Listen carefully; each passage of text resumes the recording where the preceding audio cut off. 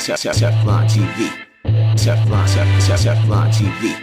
What up, my people? You know who it is. It's the Don. Tony Teflon. House Teflon. We pull the string. It's the Don. Tony Teflon. House Teflon. We pull the strings.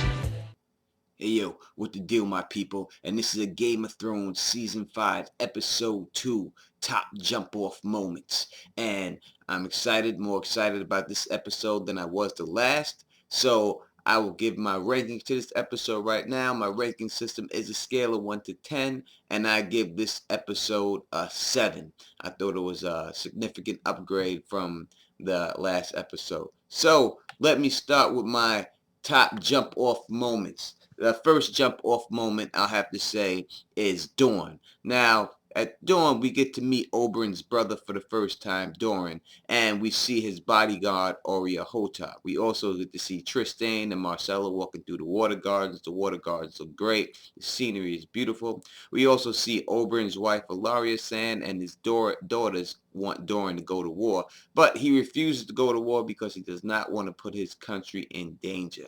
So we see some conflict going on there in their home front of Dawn. But overall, I thought the scenery and everything in Dawn was very good. Next jump off was Dany and her small council.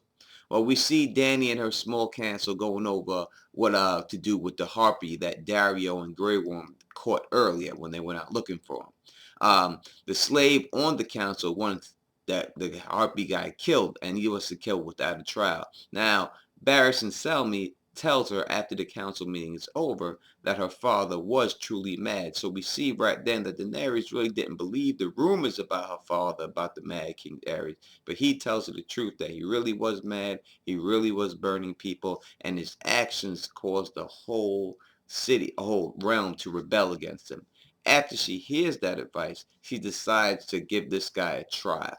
Now, the slave on her staff then goes into the cell and kills this man, and he does it in her name, saying that he wanted to take her off the hook from doing it. She can't have that, so then she goes and puts him in front of all the people. Now, while he's in front of all the people, the slave people want him saved and want him to have mercy, and the slavers, they want him killed. She goes and executes him. After the slaves watching this, they hiss at her for not showing mercy, and she has to dash away to avoid the riot. Then, after that, we see a big-ass Drogon fly over to her porch, her balcony, and she puts her hand out to him, and then he flies away. Now, what I take from this whole situation is this.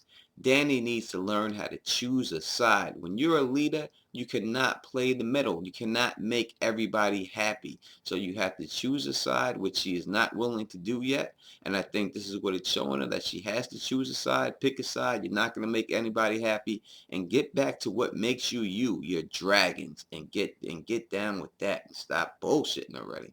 All right. Next top moment I have is Cersei and her small council.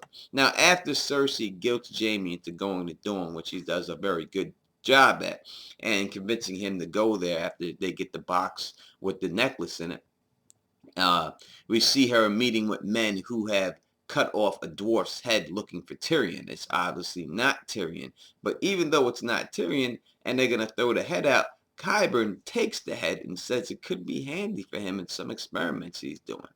So after that, Cersei meets with her council, and while she's there, she appoints Mace Tyrell the Master of Coins, she makes Qyburn the Master of Whispers, and she makes Kevan the Master of War.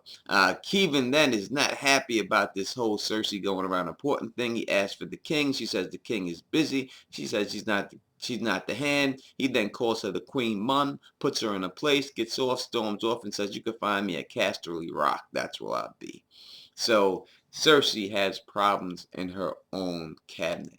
So next top moment I see is Stannis and Jon at the wall. Now, we see Sam is here at the wall, and he is reading, and as always, he's reading. And we see Shireen teaching Gilly how to read in general. All right, and while they're having this thing, they start having a conversation about grayscale.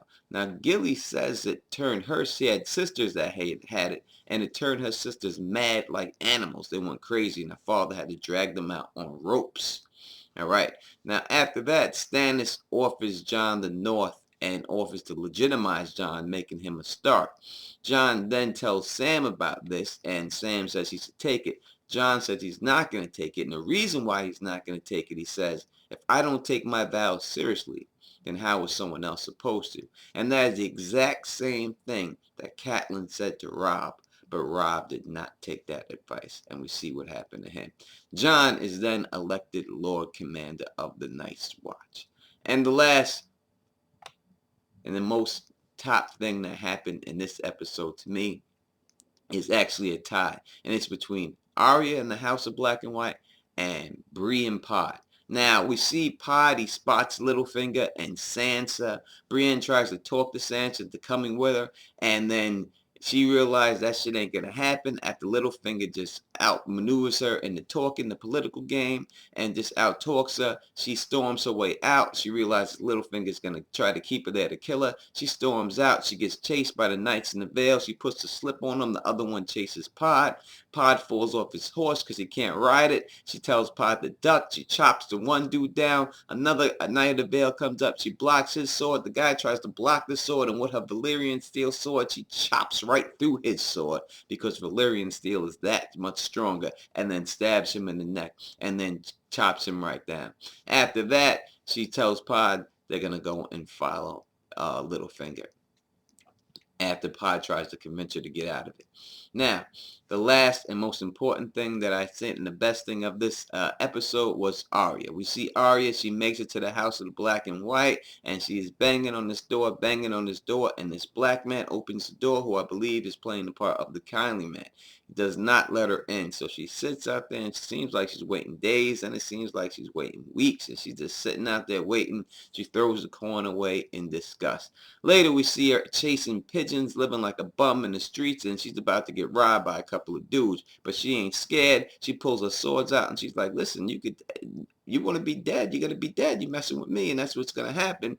But then they're about to attack her, but then the black man shows up. They run away. She follows the black man back to the House of Black and White, and after that, he puts his hand over his face and reveals that he is Jaqen H'ghar. And then he lets her in, and she finally, something good is happening to Arya, and that's what I like to see. So those are my top moments. The Tyrion and Varys thing was interesting. They banter back and forth, but not really a top moment. So the things of importance that I say that I have to look at in this video, and this is not spoilery, but if you know the book, you know what I'm talking about. Number one, I think that they should have had the kindly man's face have a skull instead of a regular black dude there and a worm in it. I think they could have did that. I don't know why they had the CG to do the dragons. They should have did the CG there. Next importance is Qyburn wanting that head. What does Qyburn want that head for? I have no idea, but it must be something. And the last, grayscale makes you go crazy. That's something I didn't know about grayscale. We know it turns you to stone, but I didn't know it makes people just go mad. So that is some possibilities there. So people who read the books, I'm sure you know what I'm hitting at like that. So next time you leave your questions, please leave your questions on the comment page, and I will be answering them with Bar the Portal on the TMB question and answer show, and that will be on Saturday. We will be taking live phone calls there too, people. So you'll have a number, you can call in, answer your question on the phone. We'll also be taking live text calls too. So listen to that. If you like this, subscribe, thumbs up it, and until next time, peace and stay sexy.